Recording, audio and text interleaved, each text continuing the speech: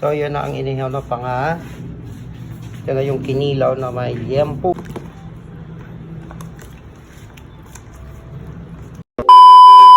So, yun mga katipagrabyo, ihaw muna tayo ng panga. Chris from General Santos City, Philippines. Ayan, si Jason. Isang General Santos City. Wow! So, pagkatapos ng ihaw ng panga, may liempo. Dagat na lang po lang. Pagkatapos, kinilaw naman na to na ang naghihiwa ay from Silway. Bernie Burha. So, may kiniabot ka dire. Ayan, ayan, mamaya. Boy, anong panga, boy? Pangain. Pangain! Ito naman, ano to? Si Balbas. Si Balbas. Sinun. Si Sinun. Sinun. Mukhang napasarap niyang kambak mo. Ha? Kambak mo sa kainan? Kambak sa kainan. Grabe! Kaya tumakbo ako kanina eh. Para dyan? Ano? Kasi alam ko- Gary, paano yan, Gary? Kasi, Ano? lang kayo. Ano? Kasi naalala ko ngayon pala yung schedule sa Kinilaw eh. Tumakbo ako kanina eh. Trist na nga. Ayan siya. So, mamaya yan. Nako, pakasarap yan. Imingaw ba kaning pa na, kinilaw? Sobra, doon ka na daw ang kinilawan eh. Agay. Taga din santa, doon ka daw ang kilaw kay Agay. halon po sa presyo. So, yun mga katimag, grabe itong batang to. Isa sa mga ano namin sa Silway noong araw sa General Santos City. Ayan.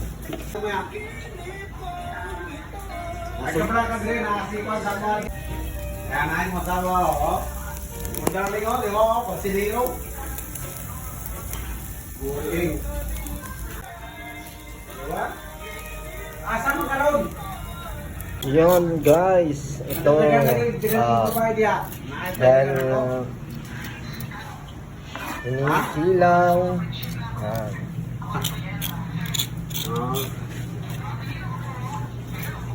Sorry, tamayon. Isa sa'yo. Ayan guys, ito ngayon yung bodol fight namin. Ito, panga ng tuna, inihaw na baboy. Siyempre, yung sasawan yan.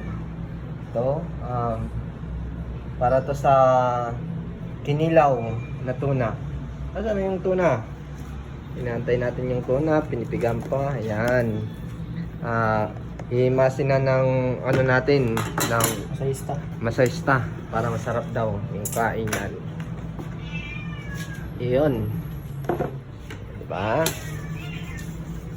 Yan. Halawin na ng masaysta natin na si Jason Balahaja. Yan.